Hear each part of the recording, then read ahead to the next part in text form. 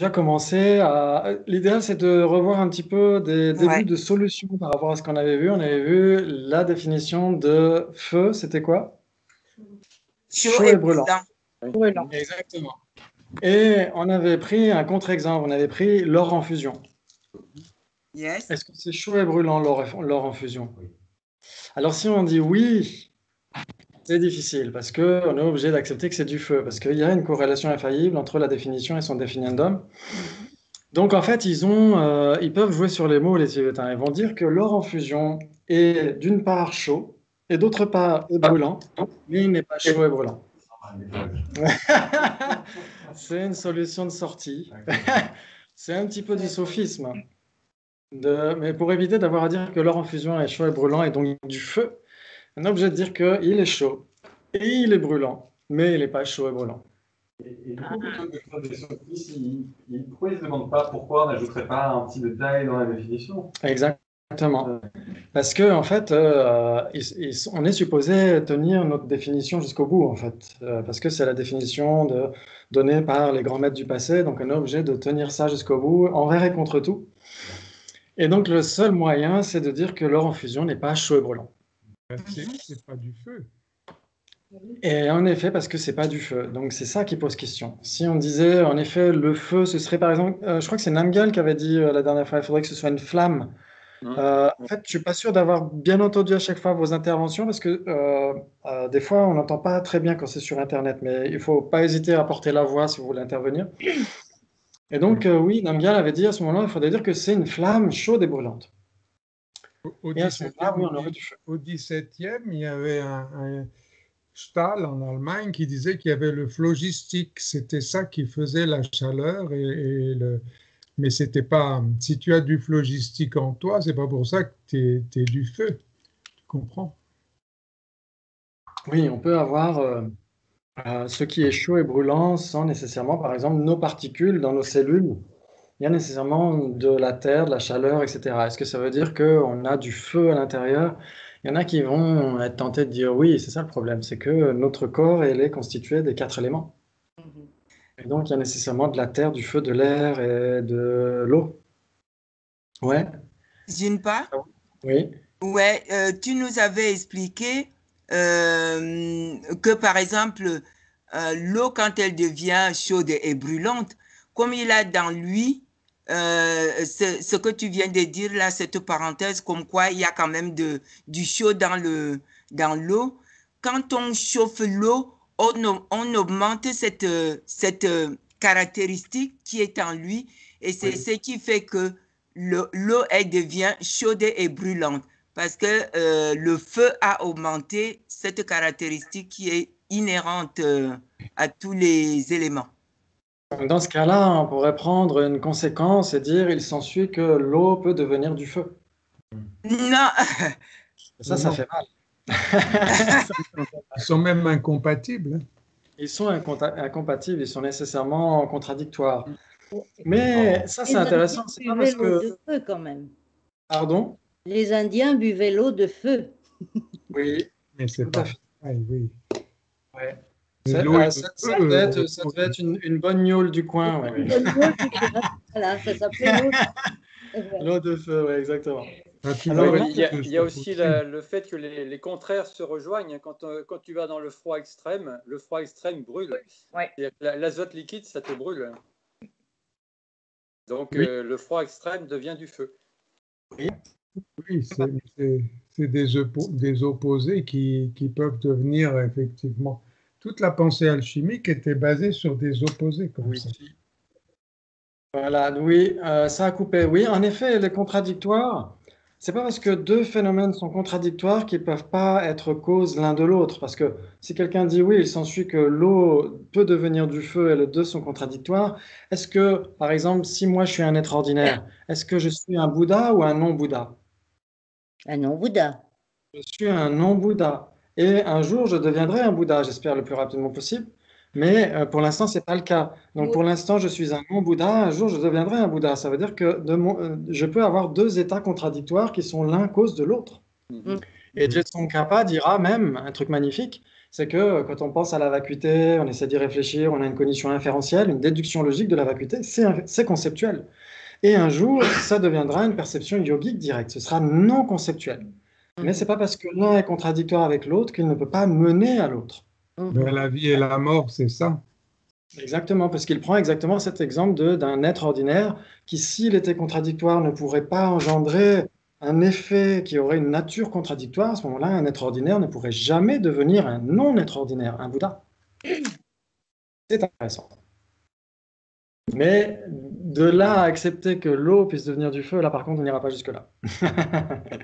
Ouais, Ouais. très bien. On va essayer de voir un petit peu la suite. On essaiera de se garder bien au chaud ce problème de couleur. Est-ce que couleur est une couleur principale? Est-ce que couleur est une couleur secondaire? On va se le garder au chaud parce qu'on a quelque chose qui va ressembler à ça aujourd'hui. On va essayer de voir ça. Alors, des angles aussi. Et les angles que j'ai complètement oublié. Alors les angles, quelque chose d'angulaire. Est-ce que ça peut pas être appréhendé par une conscience tactile? Oui, ça peut l'être. Oui. Ça peut. Ça peut vous toucher. Donc ça veut dire que c'est pas nécessairement une forme source. Notre problème de la semaine dernière. Oui, exactement. Donc, il y a un truc assez similaire qu'on trouve dans Knowledge and Liberation de Anne Klein, qui est très, très, très bien. Elle dit que, par exemple, si de loin vous êtes sur une colline et vous voyez un lac, et si on vous demande de quelle couleur est l'eau, vous allez dire, bah, c'est un lac de couleur verdâtre, on va dire. Ça veut dire que l'eau est l'objet d'appréhension d'une conscience visuelle. Mais nous, on avait vu dans les formes que c'était les éléments, les 4 éléments étaient les objets d'appréhension des consciences tactiles. Donc c'est le problème inverse par rapport à trucs angulaires, etc. Angulaire, circulaire, etc., c'est des formes sources, c'est des sous-catégories des objets d'appréhension des consciences visuelles. Mais on a dit qu'on pouvait saisir notre téléphone dans l'obscurité et discerner que c'était angulaire. Oui. Notre conscience tactile peut appréhender l'angulaire, peut appréhender une forme source. Donc nous sommes des synesthésiques. Synesthétiques? Synesthésique. Si. Mais oui, si tu mets la main sur une pelote d'épingle, tu vois tout de suite ce dont il s'agit. Exactement. Tu le vois, non? Est-ce que, Tu sens tout de suite. Oui. est-ce que le fait de sentir l'angle, en fait, nous, on se projette, même si c'est peut-être pas plus une conscience visuelle, enfin, une image que c'est l'angle, et du coup, finalement, c'est la conscience visuelle, mais ça ne passe pas par les yeux, mais par Oui. porte d'entrée. Si c'est conceptuel, à ce moment-là, oui, on pourrait, comme dit Karine, je ne sais pas si vous l'avez entendu, on peut, par exemple, dans l'obscurité, toucher notre téléphone et savoir que c'est angulaire en dépendance de notre conscience conceptuelle. C'est la même chose que la personne non-voyante qui peut distinguer un visage animal, un visage humain, etc., parce qu'elle a une représentation conceptuelle des objets tactiles. Pourquoi pas? On pourrait dire ça. On pourrait dire ça. Mais à ce moment-là, si par exemple on touche quelque chose de rugueux et on touche quelque chose qui n'est pas rugueux et qu'on le voit, et si on ferme les yeux, malgré tout, il n'y a pas de différence. On arrive quand même à sentir si c'est rugueux ou pas. Donc, si rugueux ou angulaire, quelle est la différence entre les deux? Si rugueux peut se passer de la conscience conceptuelle, pourquoi angulaire aurait besoin d'une conscience conceptuelle? Qu'est-ce qui ferait la différence entre les deux? Parce que rugueux, c'est l'objet d'appréhension d'une conscience tactile. Ouais. Mais qu'est-ce qui est ça finalement? On perçoit qu'on a une sensation de quelque chose qui nous pique, Oui. mais on ne perçoit pas vraiment la vie du rugueux. Oui. Quand on est sans les yeux. Comment ça? On ne voit pas rugueux. On Oui. sent le rugueux. Oui, tout à fait, exactement. Ouais. Exactement. Et l'angulaire, c'est pareil. Oui. Angulaire, c'est pareil. On voit l'angulaire, on On sent voit pas l'angulaire. l'angulaire. Est-ce qu'on le voit? Est-ce qu'on ne le sent pas? On ne sent pas s'il y a un angle ou pas? Si par exemple on touche la table, est-ce qu'on sent Est-ce que c'est vraiment tu sens quelque chose, mais ce qu'on pourrait appeler angulaire? Oui. C'est une reconstruction. Voilà. Est-ce que là, c'est pas du tout la même chose que quand je regarde? Enfin, Oui. Une reconstruction nominale de la mémoire de la forme perçue, moi je trouve. Ouais. Ok. Mais est-ce qu'un aveugle de naissance, il n'arrive pas à faire la distinction entre angulaire et circulaire avec la conscience tactile? Parce que lui, il n'a pas de mémoire Il de... a que la tactile, du coup, il n'a pas la visuelle. Oui, Alors, exactement. Donc lui, pour ce qui est, quand il fait ça, on va lui dire c'est un angle.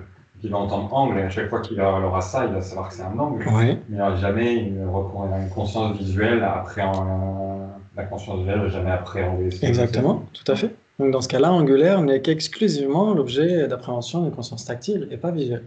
Oui, en fait, il y a un label qui a été posé. Fini le cinéma, là. Oui, mais c'est proprioceptif, ça existe, ça, quand même. Oui. Oui. Le label sur deux phénomènes. Oui. Oui, on peut dire ça. Un label, on peut dire que... Et c'est un petit peu ça, ce que dit Michael, un label avec deux phénomènes différents. On aura tendance à jouer un petit peu sur les mots aussi. On va dire que la couleur de l'eau en tout cas elle-même, n'est pas l'objet d'appréhension d'une conscience visuelle, parce que c'est l'objet d'appréhension d'une conscience tactile. Mais elle peut être appréhendée par la conscience visuelle. C'est pas parce que quelque chose est appréhendé par une conscience visuelle, ou en l'occurrence pour l'angle, appréhendé par une conscience tactile, que ce sera l'objet d'appréhension d'une conscience tactile. On est obligé de jouer sur les mots.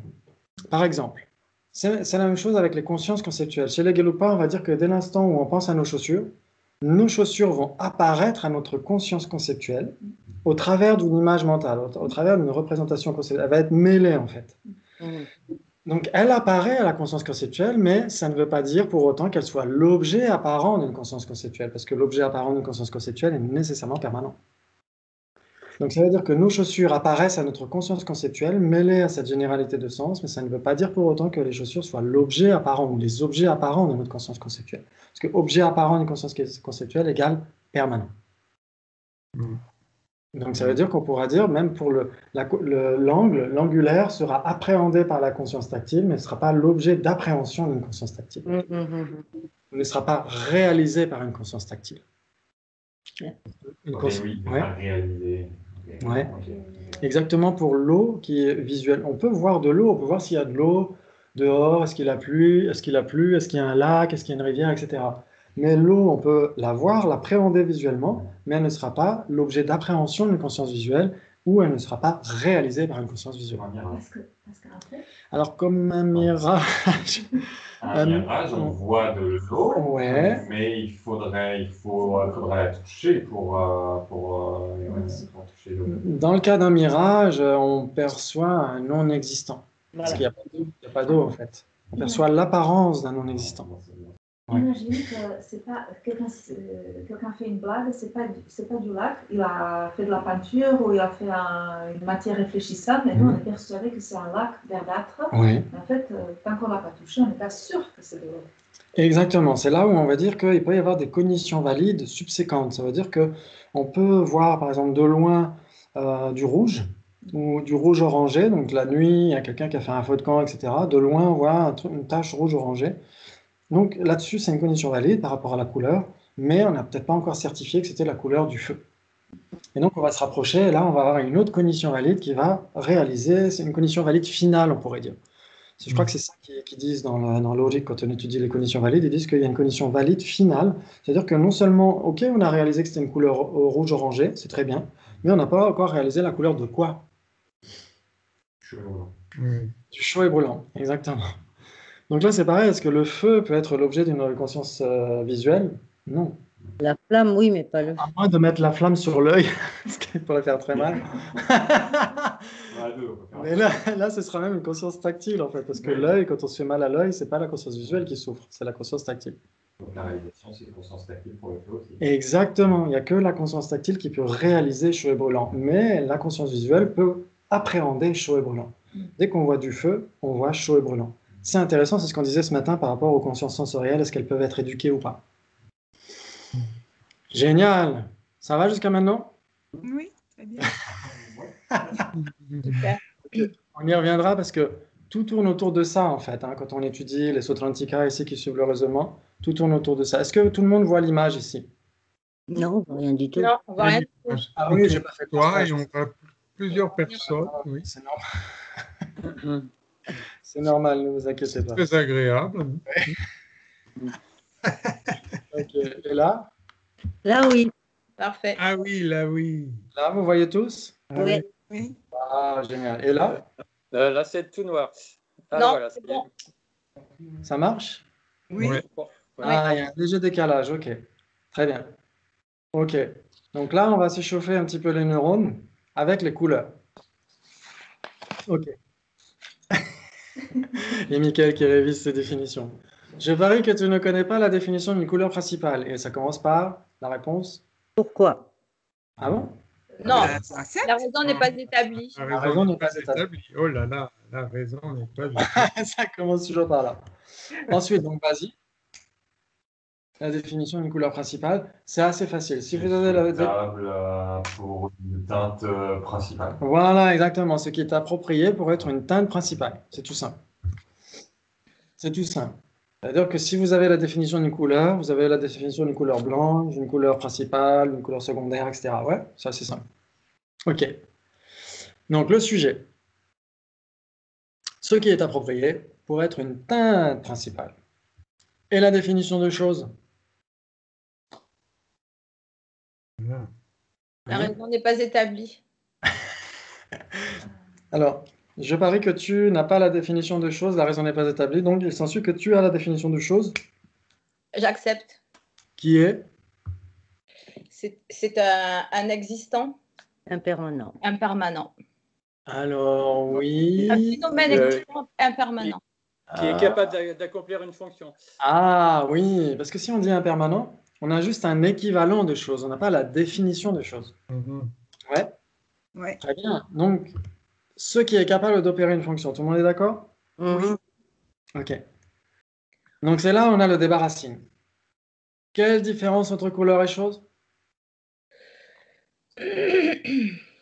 Vous avez le choix entre équivalent, contradictoire, 3 possibilités, 4 possibilités. 3 possibilités.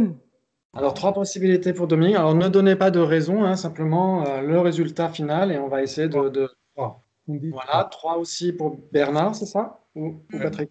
Bernard. Oui. Pour Patrick aussi, 3. Patrick aussi, 3. Moi aussi, 3. Ok, Christine aussi. 4 pour Michael. Il y a quelque chose qui est entre il y a la 2, Oui. il y a les 4, mais je sais pas. Alors 4 pour Karine et il manque plus que Marie. Oui, je suis en train de réfléchir, on va monter à 3. D'accord.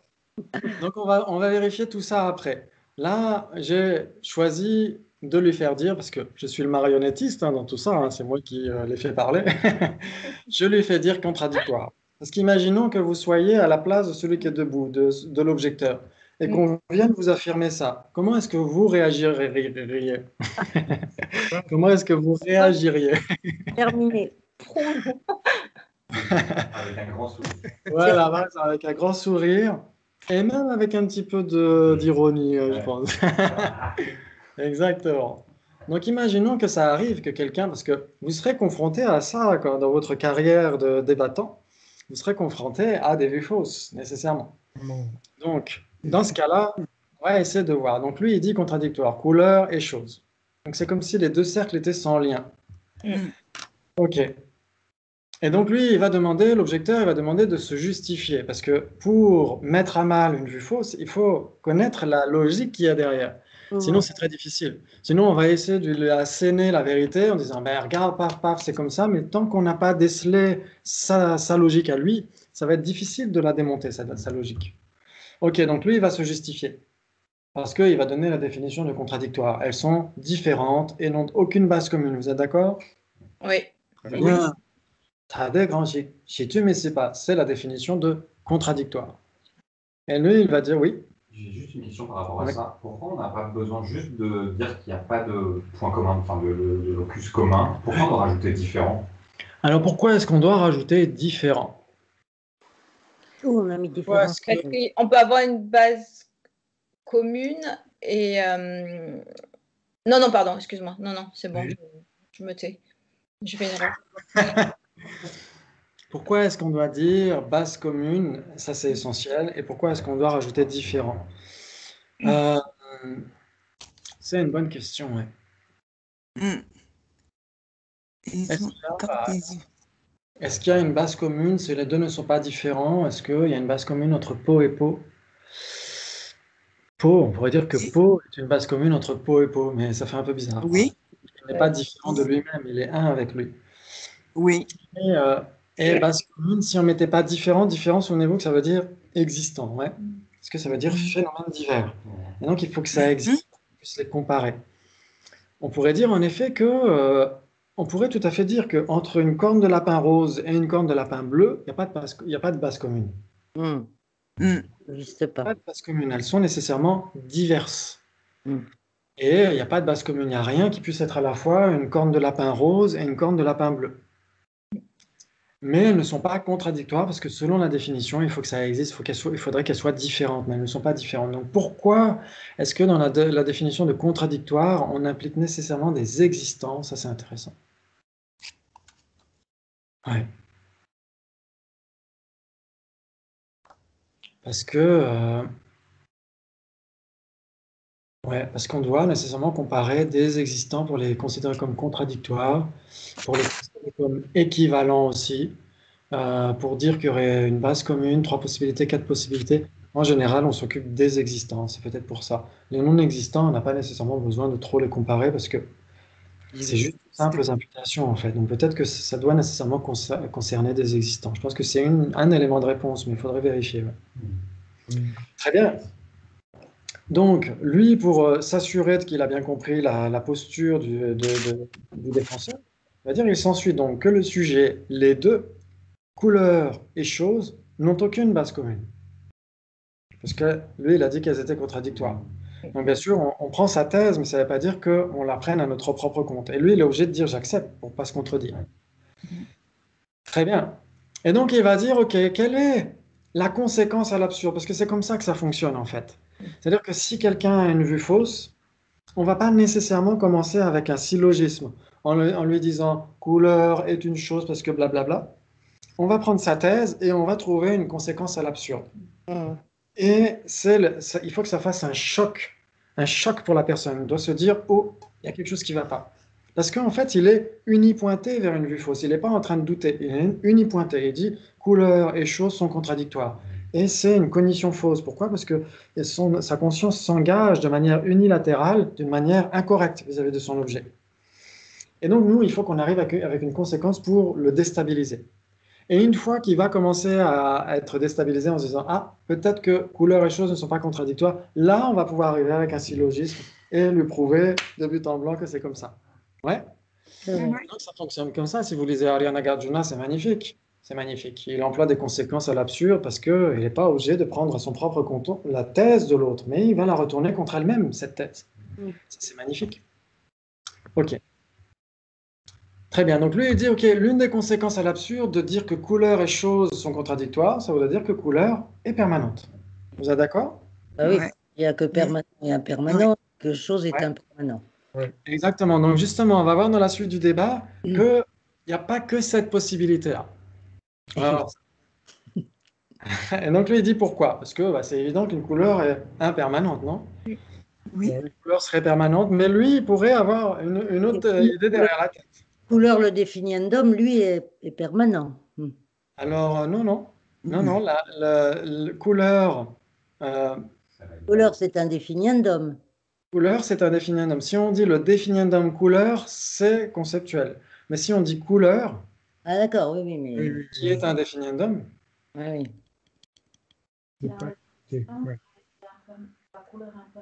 Exactement, tout à fait. Exactement. Il y a les existants, les permanents et les impermanents. Dans les impermanents, il y a les formes, les consciences et les composés non associés. Et dans les formes, il y a les couleurs, etc. Exactement, tout à fait.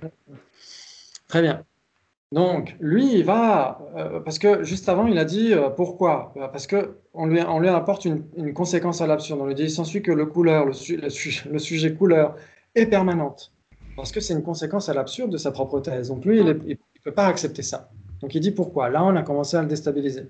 Et donc, on va nous justifier notre conséquence. Il s'ensuit que, d'après ton point de vue, le sujet couleur est permanente, car n'est pas une chose. Parce que tu as dit que couleur et chose sont contradictoires. Donc ça veut dire que couleur n'est nécessairement pas une chose. Ouais, ouais. Là, on est toujours en train de contredire le point de vue de l'autre. Hein. On n'est pas en train de dire ce Absolument, qu'est la ouais. réalité. OK? Mm. Donc, on est en train de mener jusqu'à l'absurde la thèse de l'autre. Donc, il s'ensuit, d'après ce que tu dis, que couleur est permanente, car d'après toi, couleur n'est pas une chose. Elle est contradictoire avec chose. Ouais. Mm. Vous êtes toujours sur le... On le tient. On le tient. Oui. C'est On comme le ça. tient. Justement, c'est comme ça. Ça veut dire qu'on a existant et chose. Et donc, cette fois-ci, c'est moi qui ai été un petit peu clairvoyant en préparant ça. Non, je rigole. Et donc, vous avez la généralité existant qui est scindée en deux, chose et permanent. Oui. Et si quelque chose n'est pas chose, Il est qu'est-ce qui forcément reste? Il permanent. reste permanent. Ouais. Donc, c'est ce qu'on est en train de dire. Lui, il est en train de dire, celui qui est assis par terre, qui est un petit peu mal réveillé, qui est persuadé que chose et couleur sont contradictoires. Et donc, il dit que couleur n'est nécessairement pas chose, puisqu'elles sont contradictoires. Et donc, qu'est-ce qui reste? Il reste permanent. Ouais. Ouais? Oui. Ok. Donc, et lui, il va dire pas d'implication. Ouh! Lui, il va dire pas d'implication. Qu'est-ce que ça veut dire? Ça veut dire que la thèse principale, c'est quoi? Quelle est sa thèse principale? Que couleur et chose sont contradictoires. Que couleur et chose sont contradictoires. Et donc, on prend le sujet couleur. Il s'ensuit que couleur n'est pas une chose. Et il s'ensuit donc que couleur est permanent. C'est ce qu'il est en train de dire. C'est ce Ouais. que lui est en train de dire. Mm. Ouais. Il s'ensuit que couleur n'est pas une chose. Et lui, il accepte. Il s'ensuit donc que couleur est permanente. Oui, donc il n'y a pas d'implication. Ouais. Donc, Est-ce que vous acceptez ça? contradictoire. C'est-à-dire que Dans le baba. si ce n'est pas une chose, est-ce que c'est nécessairement permanent? Ça peut être un inexistant. Ça peut être un inexistant. Et c'est pour ça qu'il ne dit pas d'implication. Ce n'est pas parce que ce n'est pas une chose que c'est nécessairement permanent. Le fait de ne pas être une chose n'implique pas le fait d'être permanent. Il faudrait Ouais. dire phénomène. Et il faut que ce soit un phénomène. C'est pour ça qu'il ne dit pas d'implication. Ouais. Il est malin. Il est malin. Il est mal réveillé, mais il est malin. Formule l'implication. Ce n'est pas parce que le sujet couleur n'est pas une chose qu'elle est permanente. Ouais. Ouais, génial. Et donc lui, il dit ça, il dit, ok, ce n'est pas une chose, mais c'est pas nécessairement permanent non plus. Ça peut être tout simplement un non-existant. Mais il s'en suivrait alors que couleur est un non-existant. Exactement, bravo. Donc il s'ensuit que le sujet couleur est un non-existant. Waouh. Et là, ça va être difficile Là, il peut plus, là, il peut plus. Là, il peut plus. Là, il peut plus. Il est obligé de dire pourquoi. Il s'ensuit que le sujet couleur est un non-existant car ce n'est ni une chose ni permanent. Permanent. Exactement. Si c'est pas chose, j'espère que j'ai eu le temps de finir mes diapos. Ah non, ouais, bon, c'est pas grave. C'est pas chose, c'est pas permanent, il reste nécessairement non existant. Mais Oui. Que si ça existe, c'est nécessairement soit une chose, soit permanent, vous êtes d'accord? Oui. Parce que ça, c'est les deux subdivisions générales des existants. Permanent et impermanent. Ou permanent et chose, comme vous voulez. Ouais. Bon, là, il est coincé. Là, elle est coincée. Ah bon. Attends, parce que je me suis mélangé dans... Ça, c'était avant le cours, j'essayais de refaire des diapos, donc laissez tomber. OK. Donc là, il est obligé de dire « J'accepte que le sujet couleur existe et que tout ce qui existe est soit une chose, soit permanent. Ouais. » Donc, on pourrait aller dans les détails. Celui qui est debout, là, l'objecteur va dire « Il s'ensuit que le sujet couleur existe parce que... »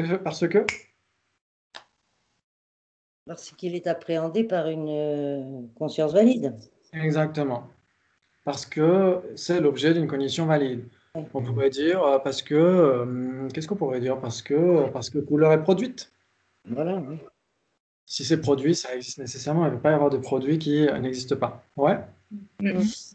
Ok, donc si c'est observé par une cognition valide, c'est nécessairement une couleur. Si c'est observé par une cognition valide, c'est nécessairement une couleur? Ah ben non. Non, pas forcément. Non. Chantier. Non. Si c'est observé par une cognition valide, ça existe nécessairement? Oui. Ça, Exactement. Waouh, bravo. Ok. Il s'ensuit que le sujet couleur est permanente. Parce que là, on est toujours dans le sujet racine. C'est que lui, il accepte que couleur existe et que tout ce qui existe est soit une chose, soit permanent. Vous êtes d'accord? Et il est toujours sur sa thèse racine, comme quoi couleur et chose sont contradictoires. Et donc, la seule possibilité, c'est de dire, il s'ensuit donc que le sujet couleur est permanente. Pourquoi? Très bien. Il pourrait dire j'accepte, mais là, ça pourrait être difficile à tenir. Ah, ben oui. Là, il n'y a plus qu'à le Il taper. est coincé s'il accepte. Hein, pardon? Il est coincé s'il accepte. Il est coincé parce que nous, on va lui dire, bah, couleur ne peut pas être l'objet, la cause d'une conscience visuelle.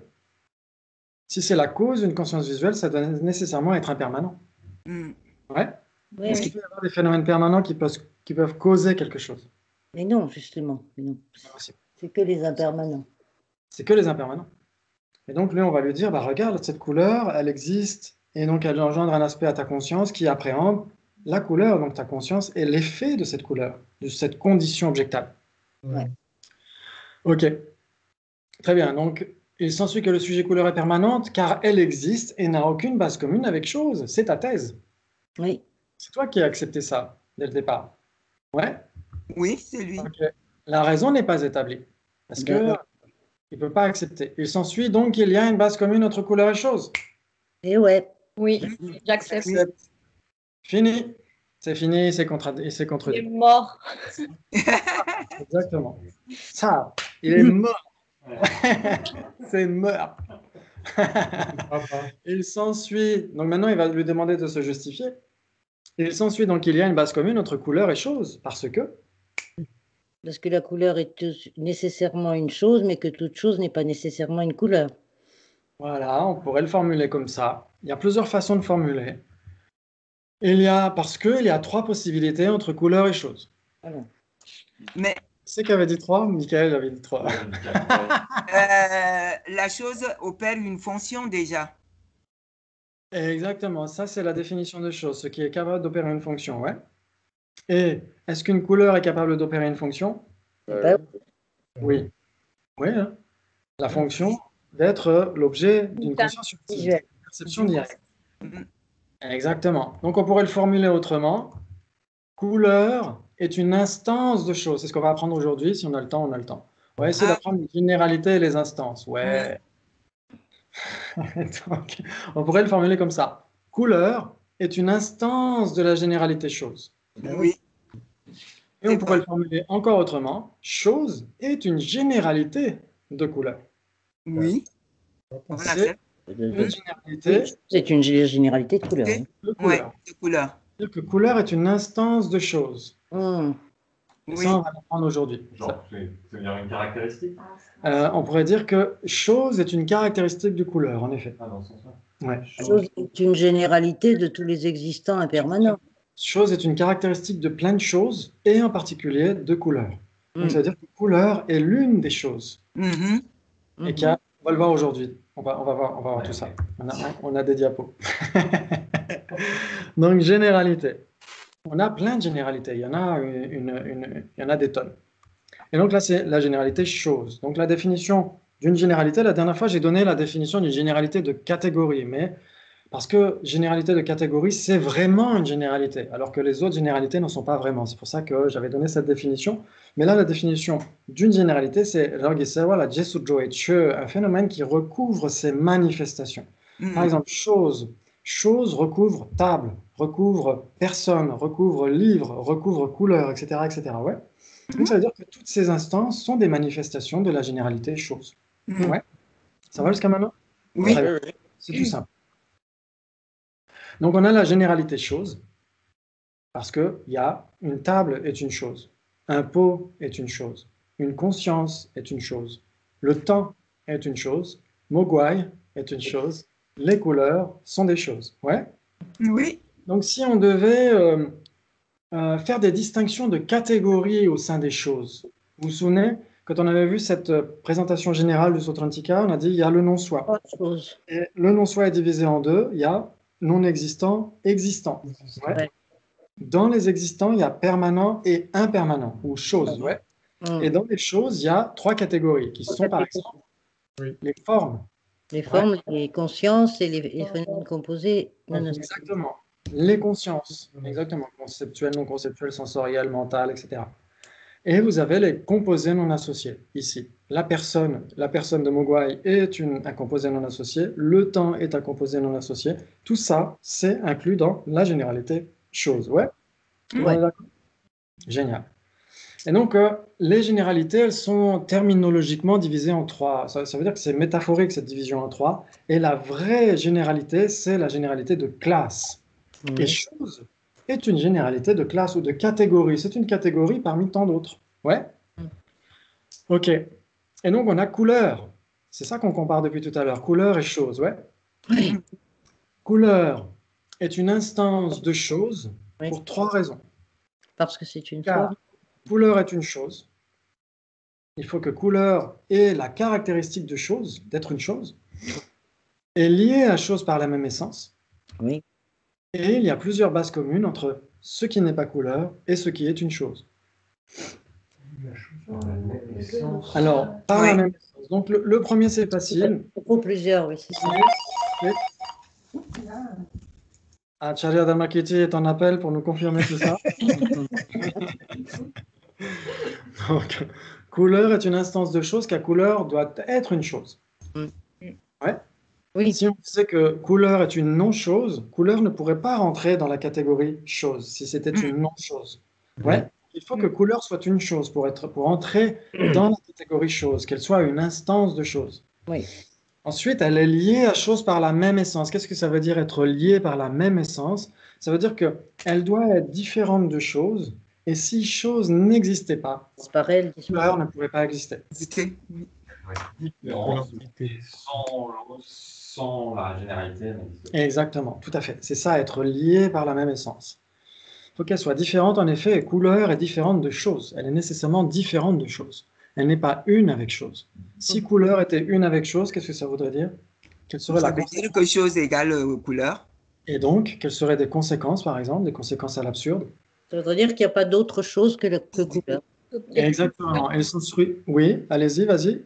Il y a des couleurs partout qui envahissent l'univers. Exactement. Tout les impermanents. Exactement. Et on pourrait même aller d'encore plus dur. Il s'ensuit qu'une conscience est une couleur, voilà. etc. Ouais. Donc, c'est pas possible. C'est-à-dire que couleur doit être différente de choses, mais ça suffit pas. Cette table à gauche et cette table à droite, cette table à gauche et cette table à droite sont différentes. Mais si l'une devait cesser, qu'adviendrait-il de l'autre? Rien resterait. Donc, elles ne sont pas liées par la même essence. Alors que chose et couleur, oui, chose et couleur sont liées par la même essence parce qu'elles sont différentes. Et si chose devait disparaître, couleur disparaît aussi. Exactement, tout à fait. Ces deux tables ne sont pas une instance l'une de l'autre, mais la couleur orange est une instance de la table. Alors, si la couleur orange était une instance de la table, ce serait le premier point. La couleur orange devrait être une table. Voilà, non. Et l'inverse est-il vrai aussi? Est-ce qu'une table peut être une couleur? Non. Non. On va dire que la couleur est une caractéristique de la table, mais c'est pas parce que c'est une caractéristique de la table que c'est une généralité de la table. Il y a des caractéristiques, il y a les généralités. Les généralités peuvent être des caractéristiques, en effet. Je dirais même qu'elles sont nécessairement des caractéristiques. Oui, tout à fait. Mais si c'est une caractéristique, c'est pas nécessairement une généralité. Parce que, en effet, la table est impermanente. Dans ce cas-là, ça va. L'ensemble de la table est impermanent. Donc, la table est un impermanent. Comme couleur est une chose. Couleur est un impermanent. La table est un impermanent. Parce que la table est une instance de la généralité impermanent. Mais la table n'est pas une instance de la généralité couleur. C'est magnifique tout ça. Oui. Ça apprend à faire des raffinements exceptionnels. Parce que là, c'est un peu basique, mais après, quand on étudie le Madhyamaka, etc., là, ça devient beaucoup plus croustillant. Là, ça devient plus intéressant. Ok, donc elles liées à choses par la même essence. Donc elles doivent être différentes. Et si le plus grand disparaît, le plus petit doit disparaître. Si chose disparaît, couleur disparaît. Et il doit y avoir plusieurs bases communes entre ce qui n'est pas couleur et ce qui est une chose. Tout simplement, ça veut dire, c'est une formulation un peu technique, juste pour dire il faut qu'il y ait plein de choses qui ne soient pas des couleurs. Pour dire qu'il y a une grande catégorie, en fait. Exactement, tout à fait. Et donc quand on dit plusieurs, c'est au moins deux. Au moins deux, exactement. Ça veut dire qu'il faut qu'il y ait des personnes, des consciences, des peaux, etc., qui ne sont pas des couleurs. En effet, une personne n'est pas une couleur, une conscience n'est pas une couleur, un pot n'est pas une couleur. Malgré tout, ce sont des choses. Et donc, ce sont en effet des bases communes entre ce qui n'est pas couleur et ce qui est une chose. Ouais. Oui, oui. Il faut 2 catégories au moins, c'est-à-dire 2 catégories forme, conscience et non associées, ou c'est juste 2 objets? 2 objets. Exactement, 2 objets, ouais. Ouais. C'est la condition minimale et suffisante. Au moins 2. Donc là, il y en a 3, c'est déjà pas mal. C'est même plus que bien. Mais ça, au moins 2 suffisent. Parce que quand on dit plusieurs, ça veut dire 2. Au moins 2. Très bien. OK. Donc là, vous allez mieux comprendre grâce à ce débat. Il s'ensuit que si chose est une généralité de couleurs, ce n'est nécessairement ce n'est nécessairement pas une Oui. instance de couleur. Oui, Non. Ouais, on comprend. Oui, oui, c'est clair. on comprend. C'est clair. Alors on pourrait dire, c'est mutuellement exclusif. Si c'est une généralité de couleurs, c'est nécessairement pas une instance de couleurs. Mhm. Et si c'est une instance de couleurs, c'est Oui. nécessairement pas une généralité de couleurs. Ouais. Mm. Génial. Waouh. J'aurais dû faire peinture. Non. J'accepte. Bravo. Il s'ensuit que ce n'est pas le cas puisque tu ne connais pas la définition d'une instance. D'une instance. Je vais être fatigué, ce soir-là. Ouais. La définition d'une instance. Pas les définitions, la définition, ouais. Ok. Alors, oui, on peut dire j'accepte, mais sinon, normalement, on est censé dire il n'y a pas. La raison n'est pas établie.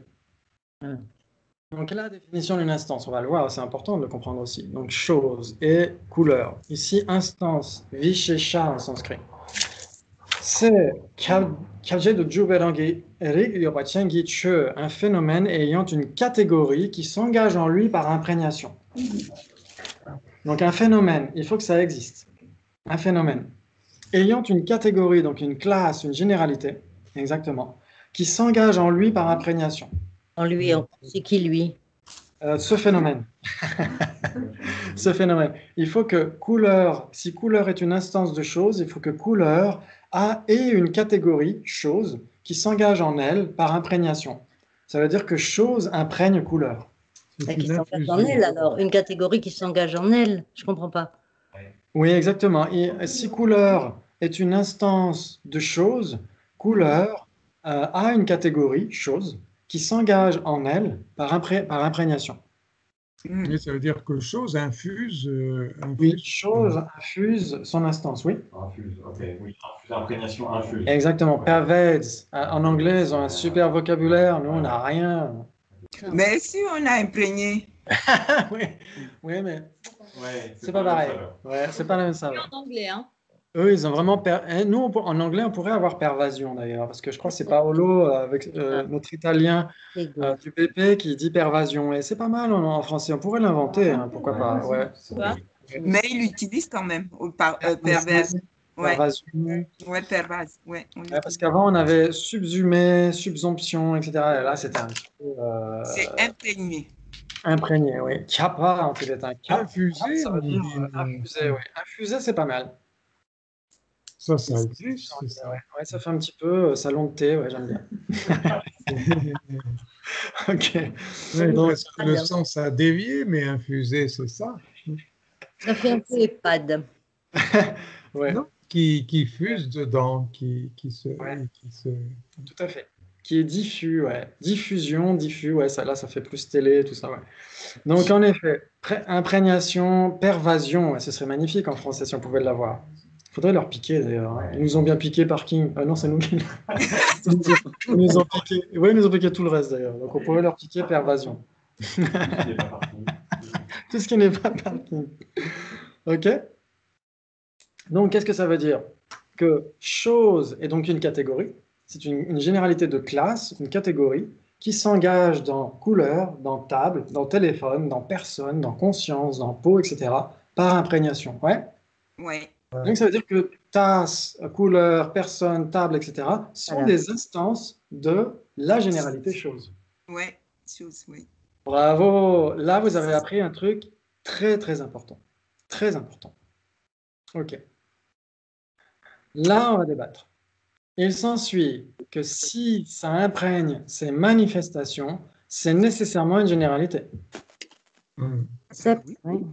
Ouais, La on chose. accepte. Accepte, Karine accepte. Vous acceptez? Oui, oui. Ah ouais, vous acceptez, forcément. Vous êtes obligé d'accepter. Je l'ai formulé exprès pour que vous puissiez accepter. Ouais. Surtout qu'on a trouvé imprégné, donc on accepte. Voilà, vous acceptez. Mm. J'accepte. Waouh! Il s'ensuit que le sujet couleur est la généralité de couleur principale. J'accepte. Vous acceptez. Ouais.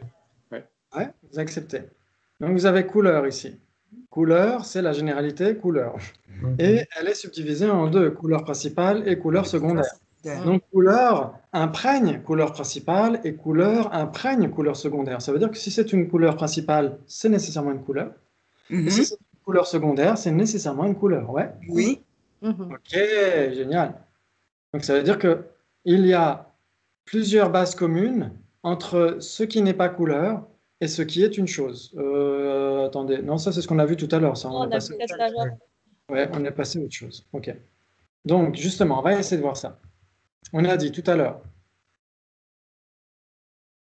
pour qu'une instance soit, pour qu'un phénomène soit l'instance d'une généralité, par exemple, pour que couleur principale soit une instance de couleur, il faut, que couleur principale soit une couleur, qu'elle soit reliée par la même essence avec couleur. Yes. Ça veut dire qu'elle est différente de couleur, et si couleur n'existait pas, couleur principale n'existerait pas. Non. Et Ouais, il faut plusieurs bases communes Enfin, ouais. entre ce qui n'est pas couleur principale et qui serait couleur. Plusieurs bases communes. Est-ce qu'on en a plusieurs? Non. On a plusieurs couleurs secondaires. Couleur principale. Alors, il faudrait plusieurs bases communes entre ce qui n'est pas une couleur principale et qui serait une couleur. Ce qui n'est pas une couleur principale, ce sont les couleurs secondaires. Il y en a plusieurs. Est-ce qu'il y a plusieurs phénomènes qui seraient pas couleur principale, mais qui seraient couleur? Non, il n'y a que couleur secondaire. Ça n'existe pas, non, c'est possible. Non. Plusieurs de couleurs secondaires. Il faut qu'il y ait plusieurs as. Ouais, je sais pas. Non. La troisième condition, elle n'est pas réunie. Parce qu'il faudrait qu'il y ait autre chose. Il faudrait qu'il y ait couleur tertiaire, couleur quaternaire. Voilà, exactement. Ouais, pour que ça ne soit pas. Et même ça serait déjà couleur. Même si on dit tertiaire, on met déjà le mot couleur dessus, donc il est dans les coulures. Non, mais ça existe les couleurs tertiaires et quaternaires, si on veut. Mais elles n'existent pas. Parce que couleur principale, c'est les couleurs naturelles et couleur secondaire, c'est les couleurs artificielles. Est-ce qu'il pourrait y avoir quelque chose qui serait autre que ça? Est-ce Si les couleurs secondaires, c'est simplement la réunion de deux couleurs principales, après, avec cette réunion de couleurs secondaires, tu peux faire des couleurs encore différentes à partir de deux couleurs secondaires, au-delà des couleurs secondaires. Ouais. Qu'est-ce qui empêche que chaque couleur secondaire soit une instance de couleur? Mais parce qu'elle est secondaire à la couleur principale. On a un argument aussi qui est vraiment intéressant, c'est celui que vous mentionnez, Dominique et Michael. C'est que, en effet, on pourrait dire à ce moment-là, couleur de nuage, couleur de fumée, etc., sont des bases communes, plusieurs bases communes, entre ce qui n'est pas une couleur principale et ce qui est une couleur. Ouais.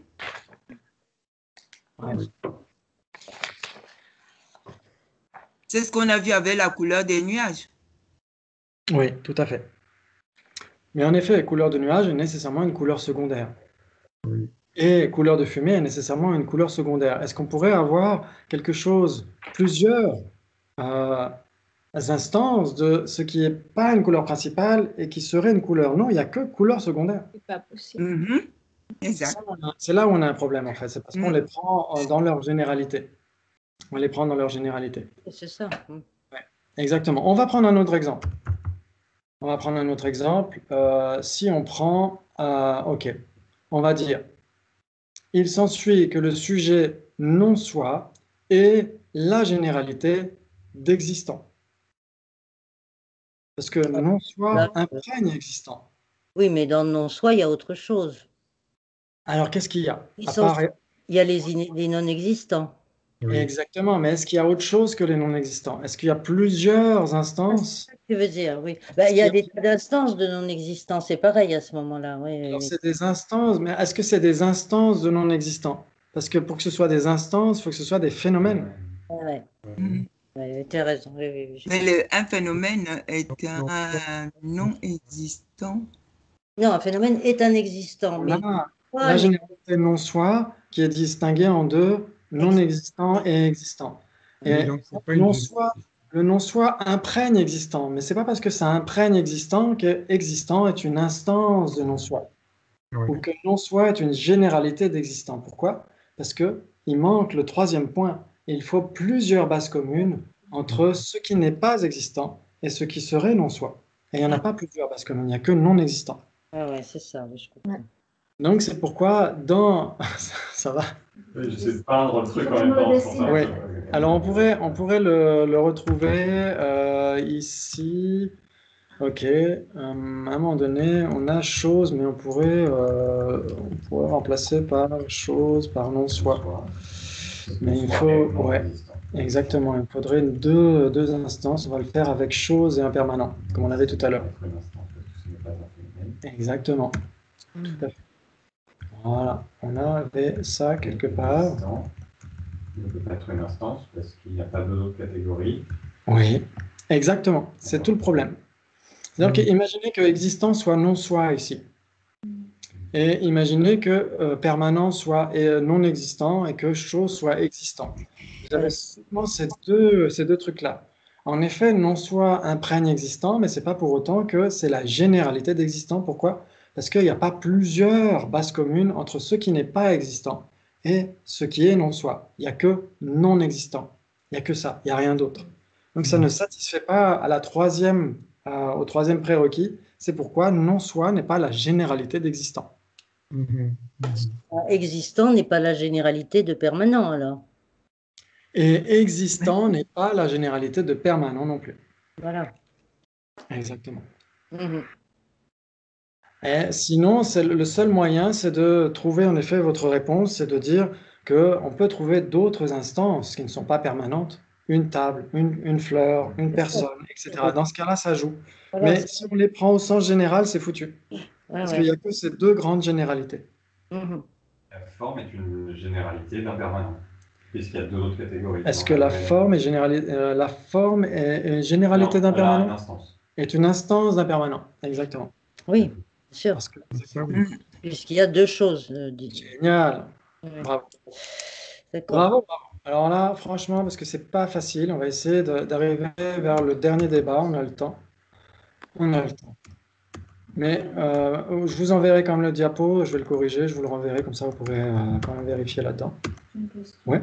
Pourquoi il faut cette troisième condition? Est-ce qu'il y a une raison logique après, par la suite, pour ça? En fait, il faut... Ça nous embête. Ouais. Ça nous embête pas, mais enfin, ouais, c'est un peu embêtant. S'il n'y avait pas cette troisième condition, on pourrait dire que, par exemple, si on disait l'opposé de ce qui n'est pas 1 avec cette tasse, qu'est-ce qui est l'opposé de ce qui n'est pas 1 avec cette tasse dans tout l'univers? La non-tasse? L'opposé de ce qui n'est pas 1 avec cette tasse? L'opposé, il y a que ça. C'est la non-tasse. Ce qui n'est pas 1 avec la tasse. C'est la non-tasse? Non, alors, vous avez, par exemple... ce qui n'est pas 1 avec la tasse, c'est la tasse. Voilà, exactement. L'opposé de ce qui n'est pas 1 avec cette tasse, c'est cette tasse. Et c'est la seule chose dans l'univers qui soit l'opposé de ce qui n'est pas 1 avec cette tasse, parce que c'est la seule chose qui soit 1 avec cette tasse. Donc ça veut dire que cette tasse, à ce moment-là, si on n'avait pas cette troisième catégorie, ce troisième prérequis, cette tasse serait une instance de l'isolat de tasse, de l'isolat conceptuel de tasse. Mais ça fait un peu bizarre de dire ça, parce qu'une instance et sa généralité, il faut que la généralité soit quand même plus grande que l'instance.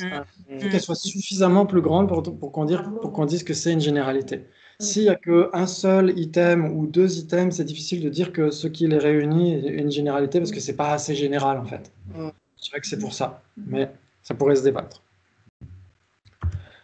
Eh bien, ok. Ah, ok. On va essayer de voir ça. Oh, alors ça, c'est très important. Il s'ensuit que le sujet, généralité, n'est nécessairement pas une instance.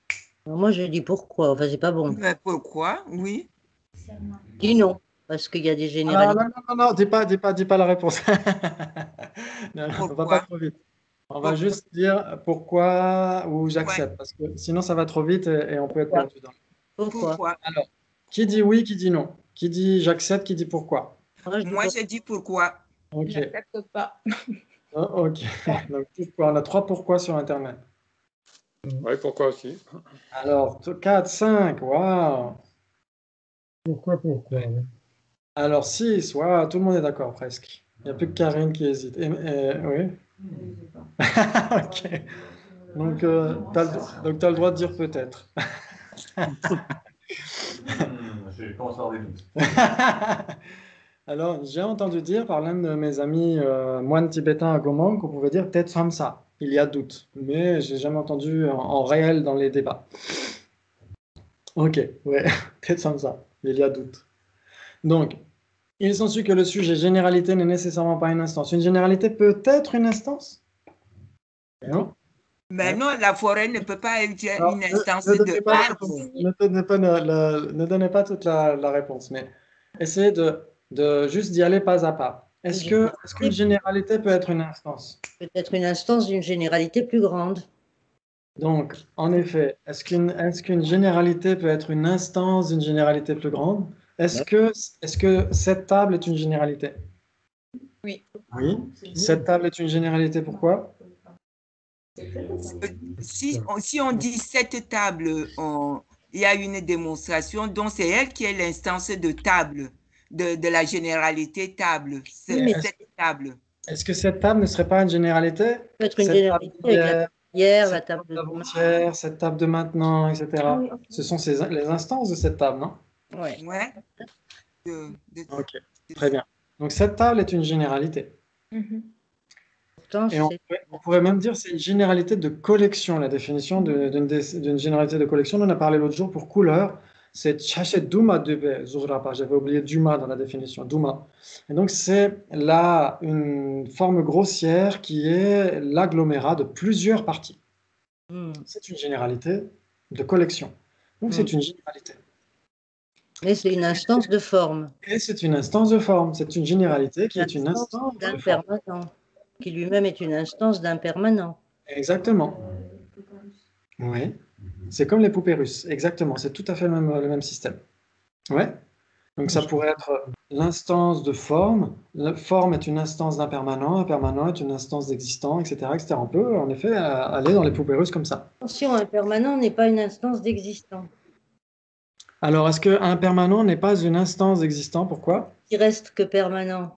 Il n'en reste Alors, pas plus. voilà, si on choisit permanent au sens large, en effet, ça ne joue pas. Mais si on choisit l'espace incomposé à l'est, l'espace incomposé à l'ouest, etc., c'est en effet des instances de permanent, oui, d'accord. Exactement. Et qui sont des instances d'existant. Ouais. Et il y en a plusieurs. Ok. Alors, on va y revenir la prochaine fois. Ce ne sera pas vendredi prochain, ce sera le 2 juillet, la dernière session de cette saison. Et on reprendra au mois de septembre si ça vous intéresse toujours, j'espère. Mais là, vendredi prochain, on n'aura pas de classe, mais ce sera le 2 juillet.